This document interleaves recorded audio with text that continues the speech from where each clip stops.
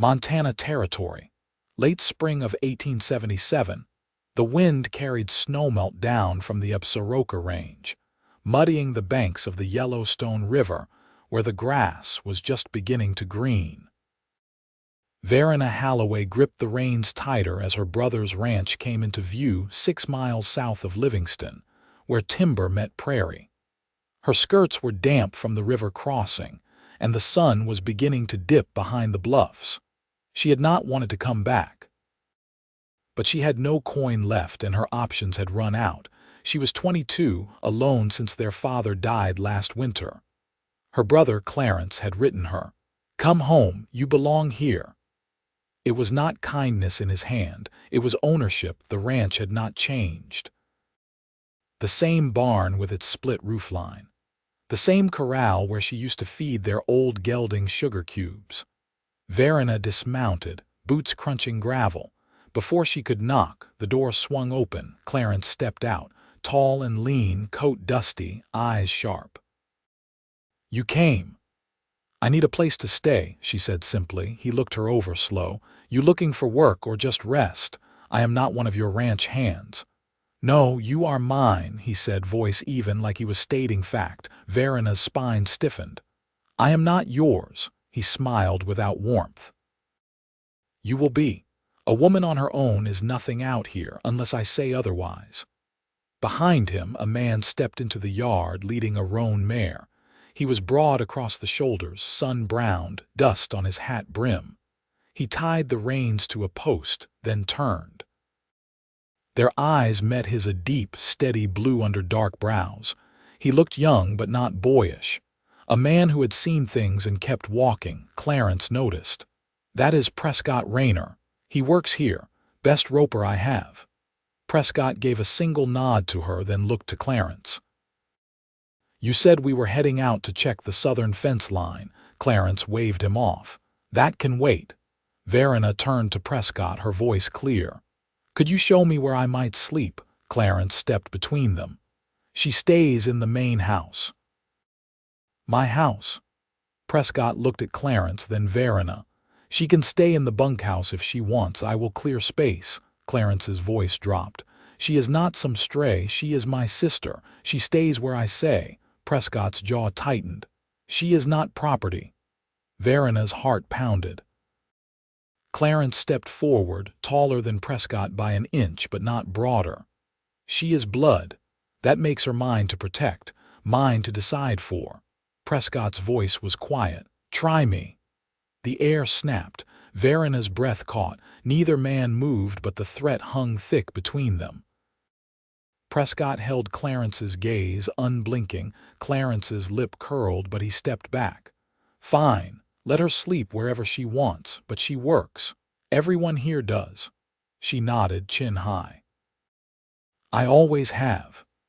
That night she slept in the bunkhouse, in the corner cot with a wool blanket and a view of the stars through the chinked planks.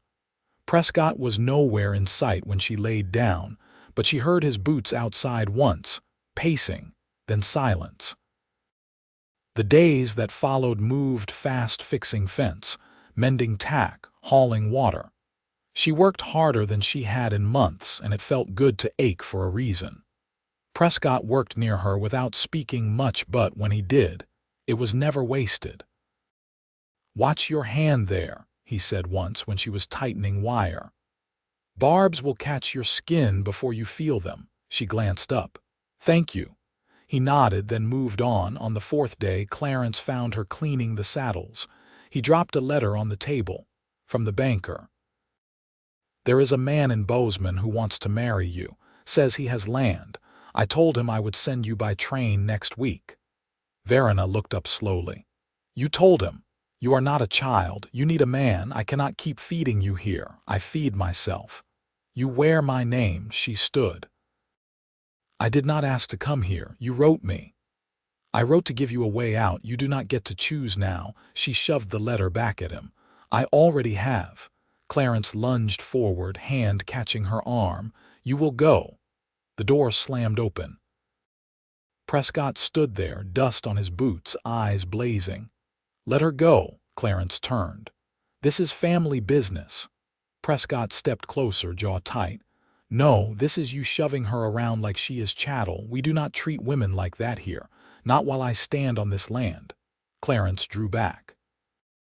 You want her. Is that it? Prescott's voice was low. I want her free. Verena stepped between them, her hands trembling but firm. I am not going anywhere with your banker, and I am not yours to give. Clarence looked between them, his face red. You think you can just take her? Prescott looked him in the eye. Try me. The silence was heavy. Clarence's fists clenched, but he backed down. That night, Verena sat by the fire outside the bunkhouse. Prescott joined her wordlessly, dropping beside her with a tin cup of coffee. She took it, their fingers brushing. I have never had anyone speak for me like that, she said quietly. He stared into the fire. You should not have needed me to. She looked at him carefully. You meant what you said, he nodded. Every word. She reached out, touched his hand. I am not looking to be saved. His hand turned, fingers curling around hers. I know, but I would fight for you anyway. Their eyes met in the firelight. Neither moved, but something shifted, quiet, sure, and deep. She did not pull away. The last frost passed with little ceremony, and the air carried the sharp scent of thawed earth and pine. Verena rose before most, hands raw from work but steady, the muscles in her arms beginning to carry weight without complaint.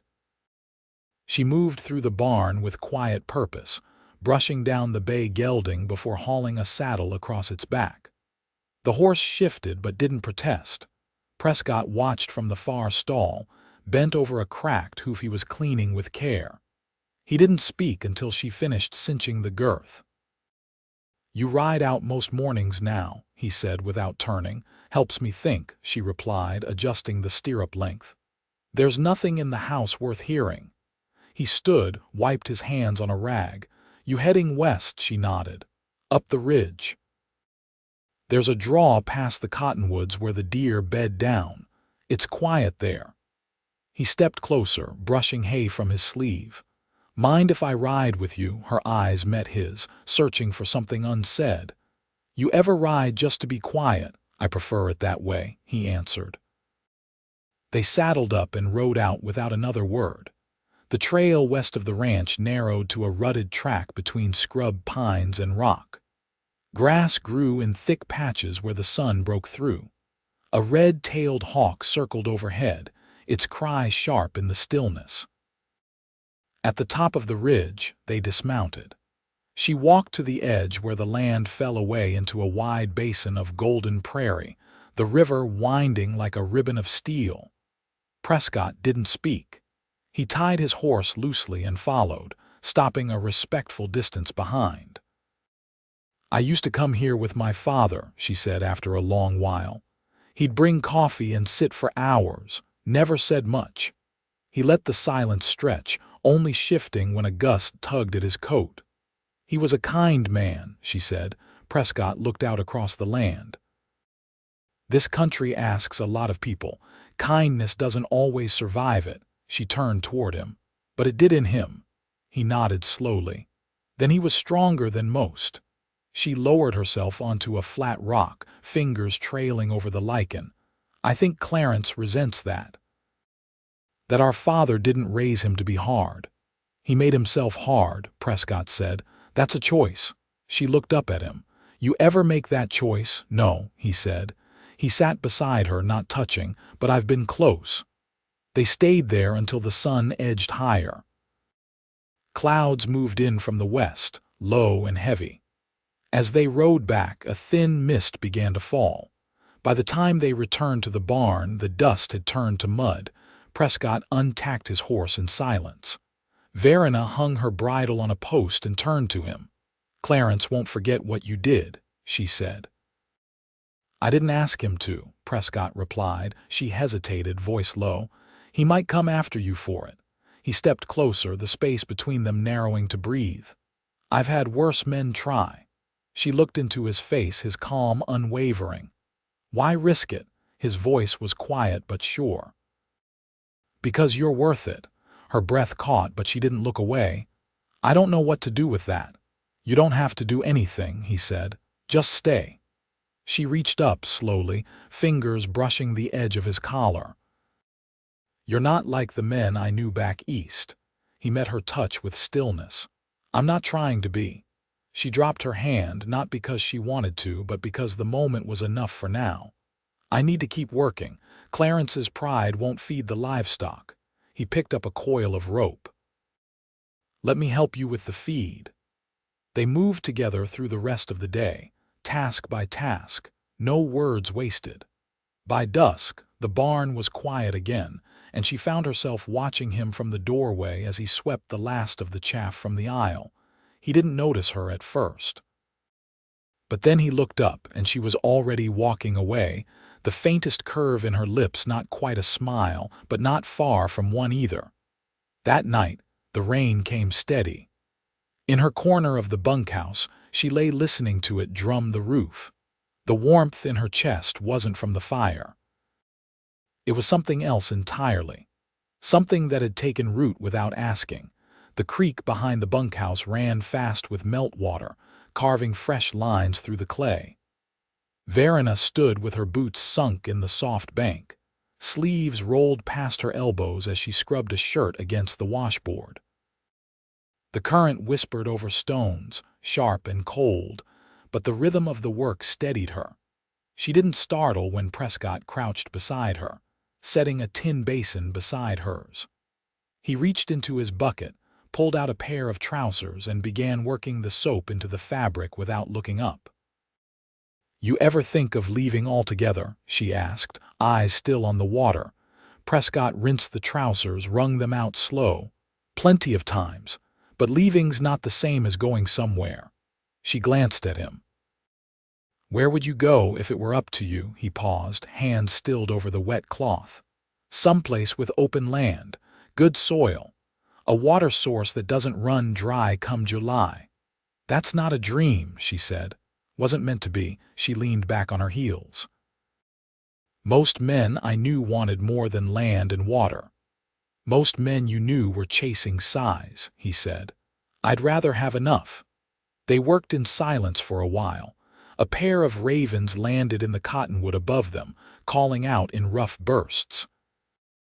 She wrung out the last of the linens and draped them over the line stretched between two posts. Prescott followed, hanging his clothes without fuss. As he pinned the last shirt, she asked, "Where did you come from before this?" His brow furrowed. "Dakota Territory. South of the Knife River." She waited, giving him space to decide what he'd say next. "My father ran cattle until the drought stripped the land down to bone. He took sick, didn't last the winter. My mother went to live with her sister near Yankton. I didn't follow." "Why not?" He tied off the line. "Because I was done with that place. It took more than it gave." Verena nodded slowly, fingers brushing the damp cloth. "I never had a place that gave." They walked back toward the barn together, their pace unhurried. Horses shifted in the corral, tails flicking at flies. The sun was low and burnt orange, light slanting through the slats in the barn wall. She paused near the door, watching the dust hang like smoke in the air. Inside, Clarence's voice rang out sharp, impatient. "I said that gate needs fixing before dark." A younger hand, Warren, muttered something inaudible, then scrambled out, eyes down. Clarence spotted her and strode over. "I've been looking for you." She didn't move. "You found me. You're needed at the house. Cook's gone and supper won't make itself. I'm not your house girl. You're eating under my roof." "I'm earning my meals same as anyone." Clarence's jaw tightened. "You're still my responsibility." Prescott stepped forward, voice even. "She doesn't need managing." Clarence's mouth twisted. "You still playing her savior?" "No," Prescott said. "She's not asking for saving. She's asking to be left alone. She's my blood." "She's not your burden," Prescott said, his voice low but steady. "And she's not your possession." Clarence's hands balled into fists. "You think you've earned something here. You think because you can throw a rope and muscle cattle you get to speak for her. I don't speak for her, Prescott said. I stand beside her. Verena stepped between them, her face calm. I'll cook tonight. Not because you told me to, but because I'm hungry and I'd rather eat than argue. Clarence looked between them, something unreadable flickering across his face. Then he turned and walked off without another word. Prescott watched him go, then looked down at her. You sure you want to stay here? For now, she said, but not forever. What are you waiting for? She held his gaze. To know where I'd be welcome. He didn't answer right away. Then, I've got a claim outside Red Lodge. Nothing built yet, but the land's good and the water runs clear. I've been saving to start something real there. She blinked. You never said. You never asked. She folded her arms, thoughtful. And you'd go alone. I'd planned to. She studied him, the way he stood solid, unflinching, as if nothing could move him unless he wanted to be moved. What would it take, she said slowly, for you to ask someone to go with you? He didn't smile, but something in his eyes warmed. Just her saying yes. The wind stirred the loose strands of her hair. She looked past him, toward the ridgeline where the world stretched wide and unpromised. I'll cook, she said. Then we'll talk. He nodded once. I'll be here. And she believed him. The next morning brought a dry wind from the southwest, rattling the barn doors and lifting grit into the air. Verena stood at the edge of the field where the fence sagged low and broken, the posts half leaning like drunkards. She measured the stretch with a practiced eye, then walked back to the tool shed. Prescott was already there, rolling wire onto his shoulder. He glanced up when she entered, then passed her a set of gloves without a word. She took them, slipping them on, the leather still warm from sun. I'll dig, she said. He handed her the post-hole digger, then picked up a maul. They walked back out together, the silence between them a kind of rhythm. She set to work, driving the blades into the earth, pulling up clumps of clay and root. Prescott followed behind, setting the new posts deep and driving them firm. After a while he asked, You decided? She kept working, not looking up. I have. He waited, but she didn't continue. Instead, she wiped sweat from her brow and stepped aside for him to drive the next post. I don't want to leave just to run, she said. I want to move towards something. His swing paused midway, and she met his eyes. If that land you spoke of still waits, I'd like to see it with my own eyes, but not as a guest. He let the maul drop to his side. I never meant for you to be one. She didn't smile, but the air around her shifted, lighter somehow. We'll need lumber, nails. A team to haul it. I've been setting aside coin for months. You'll need someone who knows how to lay a roof. I need someone who wants to live under it. They stood there, not quite touching, the wind tugging at their sleeves. Then she turned back to the fence and reached for the wire. By the time the sun dipped behind the hills, the line was taut and straight, the fence standing clean against the horizon. They leaned on it side by side, watching the shadows stretch long over the pasture. Footsteps approached from behind. Clarence. His eyes moved from the fence to Prescott, then settled on his sister. You two building something out here without me? Verena didn't turn. We're fixing what's broken. You planning to fix everything that way? She faced him now, voice calm. No. Just what's mine to mend. Clarence stepped closer. You're a fool to tie yourself to a man who's got nothing but calluses. Prescott's voice was even. I've got land, hands that work, a future I've made myself. Clarence scoffed. You think that's enough? It is for me, Verena said. And the man I choose. Clarence's brow furrowed. You think you get to choose? I already have. Prescott stepped forward, the last light catching the edge of his jaw. You said she was yours, he said, low and steady. You looked me in the eye and claimed her like a mule. I told you then, try me. Clarence's mouth opened, but no words came. "She's not going with you," Prescott continued. "She's not a burden, not a debt. She's a woman who's worked harder than most men I've known. And if you raise a hand to stop her, you'll answer to me." Clarence looked between them, chest heaving, but he didn't step forward. After a long silence, he turned and walked back toward the house, boots dragging in the dirt. Verena exhaled slowly once he was gone. "You meant that," she said. Prescott nodded, every word. She looked at the fence, then at him. "We'll head out in 3 days. I'll have the wagon ready, and Prescott," he turned to her, "I don't want to be looked after." "I wouldn't know how," he said. "But I'll stand with you every day." She stepped closer, close enough that their shadows touched. "Then let's build something worth standing in." He reached for her hand, and this time she didn't pull away. Prescott loaded the wagon with methodical care, placing the seed tins beneath the oilcloth and bracing the crate of tools behind the bench seat. The axe, shovel, and post-hole digger all fit snug across the rear slats.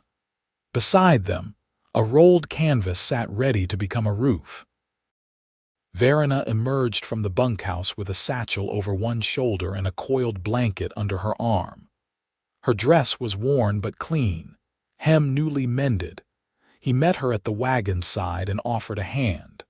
She placed hers in his without hesitation, climbing up beside him. The wind carried the scent of sun-warmed earth and pine, and the sky arced high and pale above them. She didn't look back as the ranch disappeared behind them. They followed the old wagon trail east toward the edge of the Beartooth foothills.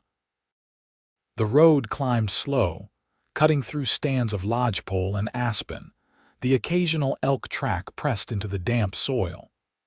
By midday, they reached a clearing where the land opened into gentle slopes and black loam, edged with willow and chokecherry. Prescott pulled the team to a halt and climbed down. Verena followed, boots sinking into soft ground. He walked several paces forward, then turned. "Water runs from the ridge year-round," he said. "Soil's good.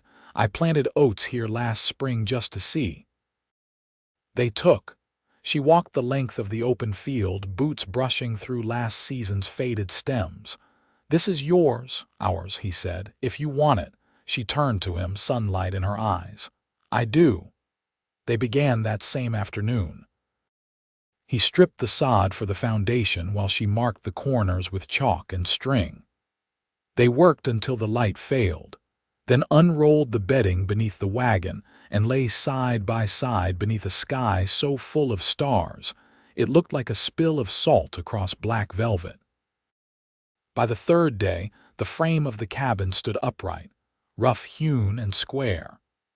She laid shingles while he built the doorframe, and neither of them spoke unless it was to pass a nail or measure a board.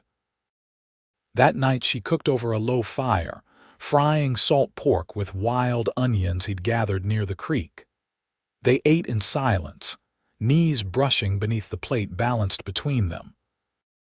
When the roof was done and the door hung straight, they stood just inside, the firelight flickering against the new log walls. Her fingers trailed the smooth edge of the hearthstone he'd set by hand. He stepped close behind her, his voice low. "I never built anything before this that felt like it would last." She turned to face him, their shadows long on the floor. "Now you have." His hand touched her waist, tentative at first, then certain. "You still sure?" "I was sure the moment we left," she said. He kissed her then, slow and steady, the kind that didn't ask or rush. She leaned into him, hands at the back of his neck, and the world outside the cabin fell away. When spring turned to summer, the oat fields sprouted green and thick. Verena kept a small garden near the southern wall where the sun hit longest, and Prescott built her a bench beside it from leftover pine. They ate most evenings on the stoop, watching the light fade across the hills. Their shoulders pressed close. Letters from Clarence came only once. Short and stiff. She read it by lamplight, then folded it and tucked it beneath the floorboards without a word. Prescott didn't ask. They cleared more land together come July, working in tandem without needing to speak. He built a smokehouse while she lined the shelves inside with jars of rhubarb and pickled root vegetables. They kept hens, and when the first egg appeared, she placed it in his palm like a promise.